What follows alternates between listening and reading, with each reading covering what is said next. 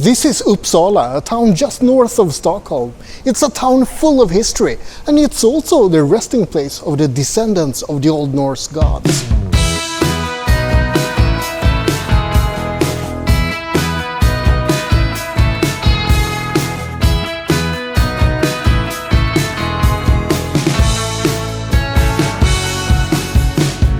Uppsala is a vibrant student town with a rich cultural life. The University of Uppsala is famous worldwide, and it's the oldest university in the Nordics. The university was founded in 1477, and during the Great Power Era in the 16 and 1700s, the town of Uppsala was considered one of the top places in Europe for higher education. But the history of Uppsala starts much earlier than that. In the Middle Ages, there were two towns close to each other, Uppsala and Östra Aros, Eastern Aros. The place where we are right now was called Aros, but people specified the location by adding Eastern in front of the name. That's because to the southwest of here there was another town called Western Aros, which later became the town of Västerås. Yep, there's a Westeros in Sweden. Bring on the Game of Thrones jokes. In 1164, it was decided that the town then called Uppsala had become too rural, so they moved it here instead, and Eastern Aros was renamed into Uppsala.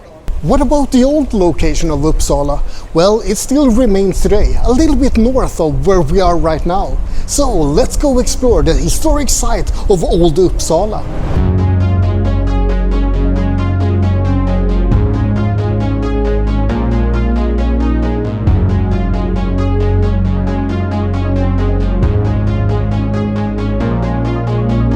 Thousands of years ago, this whole area was covered with ice, but the Ice Age ended roughly 11,500 years ago, and this place started to be settled. In the Vendel Age, roughly 550 AD, up until when the Viking Age started in 800 AD, Uppsala became a center for trade, and wealth was accumulated here. During that time, the Royal Mounds of Uppsala were raised. People believed that they were dedicated to Odin, Frej and Thor. The mound to the west is Thor's mound, the middle one is Frej's mound, and one in the east is dedicated to Odin. Or at least I think that's east. But it's also speculated that these are the barrows of three mythical kings of Sweden, Adils, Aun and Egil. Those kings are mentioned in the Ynglinga saga, which tells of how the Old Norse gods Odin and Frej came to Scandinavia from the east. According to legend, Frej was also called Yngve Frej, and his descendants became kings of Svealand, which later became part of Sweden. And the kings Adils, Aun and Egil that I mentioned before are a few of those descendants. So, according to the Ynglinga saga, that means that within these mounds you can find the actual descendants of the Old Norse gods.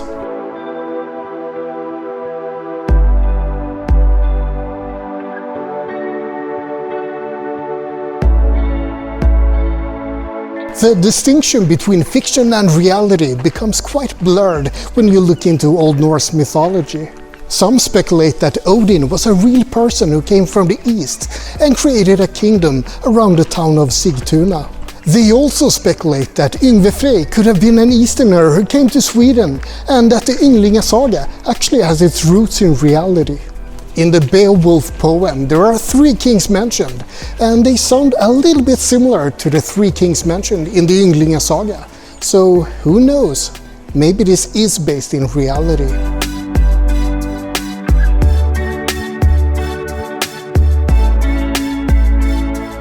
It's a fascinating story, and it's fascinating to speculate about what parts of the myths could actually have happened. Old Uppsala is a fascinating place to visit in general, not only for the pre-Viking royal mounds, but also for the museum, where you can see a lot of Viking and pre-Viking relics. I keep mentioning pre-Viking, and that's because many people clump everything from Scandinavian history together as Viking. But keep in mind that the Viking Age only lasted between 700 or 800 AD up until 1066 AD. But enough of Old Uppsala, let's go back to Uppsala town. There's more to see over there.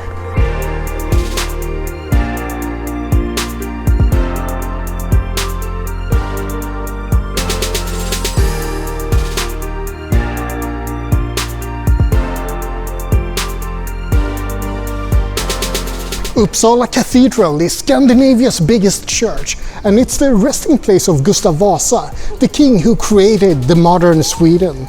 It also contains the relics of Saint Eric, a king of Sweden who was made into a saint after he was struck down by the Danes in 1160. There was actually a whole cult surrounding Saint Eric, and the exact position where he was struck down is just around the corner from this church.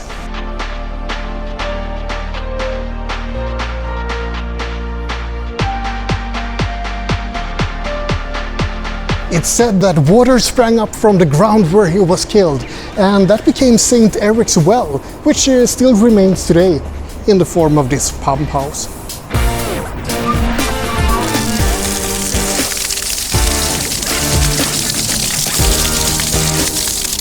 I hope that's potable water. I assume this well was a little bit more impressive back in medieval times. Uppsala Castle gives the town a striking silhouette, and many historical events have taken place here. The decision to have Sweden join the 30 Years' War in the 1600s took place here, for example. However, there was a great fire in Uppsala in 1702, and the original castle was damaged. So this one was rebuilt in a classical French style.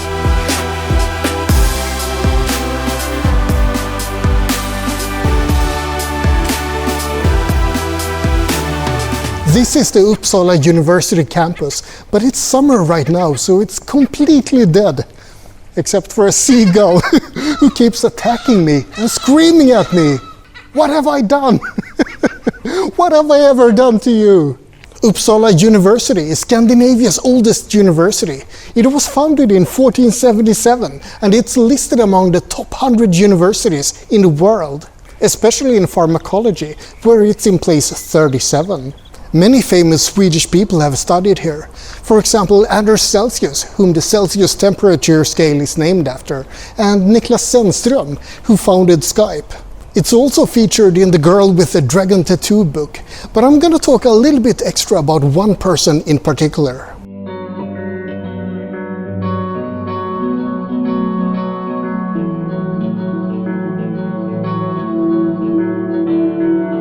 Carl von Linné, or Carl Linnaeus, or Carolus Linnaeus as he's called in English, was a student of botany at Uppsala University. He was born in 1707, and I'm pretty sure you know of him. Maybe not by name, but I'm sure you know of his work. He created the system of taxonomy that's still in use today for plants and animals and all kinds of things in between. Every time you call a human a Homo sapiens, you're using the taxonomy system that Carl Linnaeus created. His most famous work is Systema Naturae from 1735, where he introduced his system for classification. It's worth noting that we have thousands and thousands of Latin names for species today. Carl Linnaeus didn't name all of those species, but he created the framework and the hierarchy for how to name things.